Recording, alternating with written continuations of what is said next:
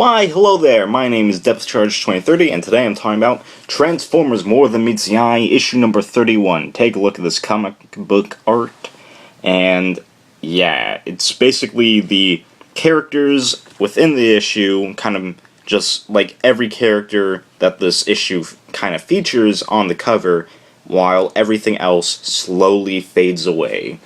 And this is a subscription variant cover, and I'm glad that I managed to pick this up. Thank you, comic book store nearby me that just throws these out there, because I really love this cover. It's just great. I love it. Now, talking about the issue. Now, the issue starts off with a flashback back to pre-launch, before the Lost Light took flight into the stars. This is Drift, Pipes, and the new character Riptide buying the Lost Light. And I just want to say, I appreciate seeing Pipes again. I liked Pipes before, he was stomped on by Overlord and killed off. That was not fun. And there's even a nod to that here about Drift putting his foot down on Pipes if he doesn't keep asking him about his money and whatnot. And so they find these people who are they find these people in this mourning festival, which is, for people who have died. They're like, oh, mourning for people who died. They talk using hands.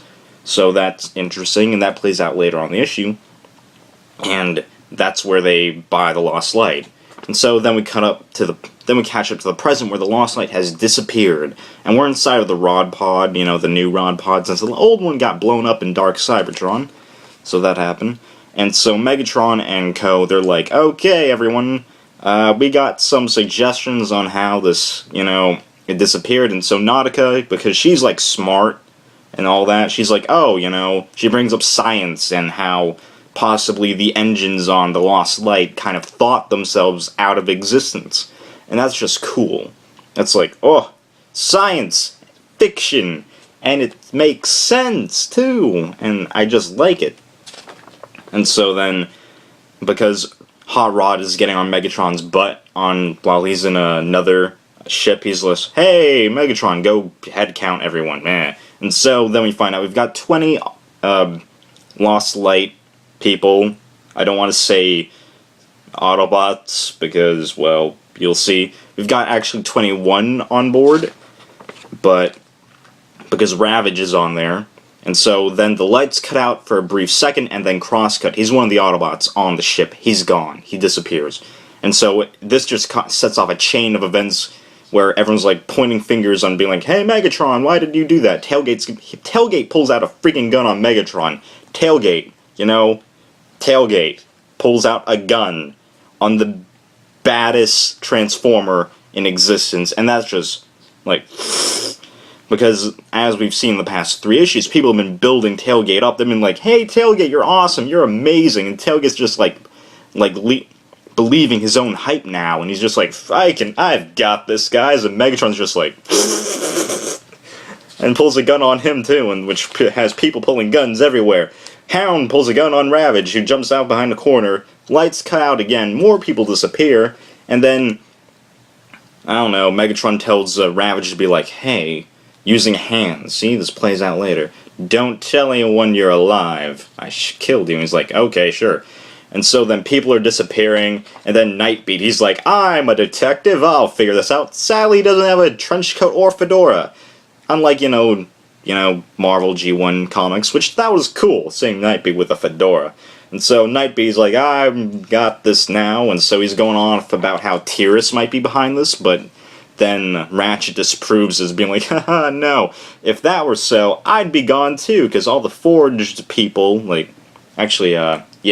the Forged people, they're like, nope, I'm still here, I was Forged, I'm still here, not that, it's not Tyrus. So, while they're trying to figure that out, we learn a bit more about side characters, such as Ammo, who's a new guy, and then while that's going on, people are being like, oh man, we're gonna go and die, and then the lights go out again, and then more people are gone.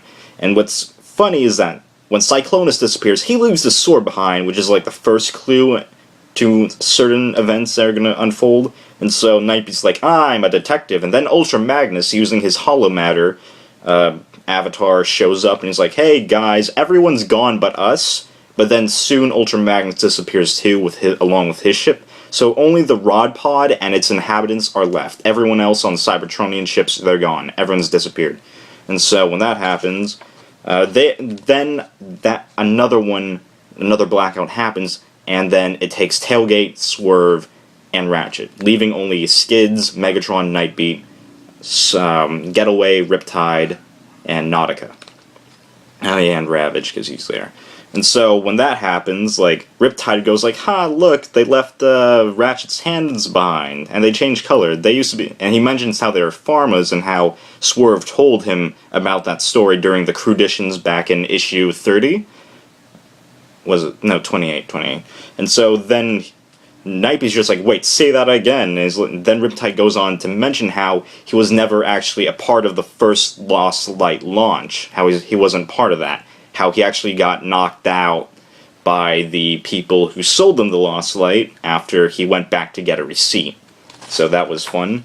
And then we actually learned the origins of the Spark Eater, kind of, that was in the Lost Light in issue number 2 of the series. So that's fun. We kind of know that, oh, the people, they really were evil people, and they had a Spark Eater on board. And so Nightbeat goes like, haha, only the original crew of the Lost Lights disappeared. Everyone else, they're new. They joined after the launch. So he's like, hey, we're cool. Megatron's like, hey, congrats, you failed, you nerd. And so that was just... So Nightbeat, he's just like, but, I solved the mystery, that counts, right? And Megatron's like, no, everyone's gone, you failed, you nerd. And Nightbeat's just like, but I did it, right? That counts, right? But then Nautica just goes over to Megatron, hey Megatron, you might want to see this, and we get this page full shot of the Lost Light and how dead it is, and that it's just gorgeous to me. Just seeing that magnificent ship where all the fun stories have occurred, just dead and ruined, destroyed. Ugh. And that's the end of the issue. What can I say about this issue? I love it. What makes More Than Meets the Eye Transformers different from all the other Transformers stories, it's based around character interaction. It's more based around, like, the past feeding into the future, and vice versa. And I like that. The story really plays more with the origin tales of the Lost Light, and I like that. We don't know much. We've been on the Lost Light for 31 issues. We don't know what the frick happened with it. There's things about it that doesn't make sense. There's a Spark Eater on board. We don't know about that. And then things are happening now, and that just brings all these questions to the forefront. And that's what Nightbeat's trying to answer.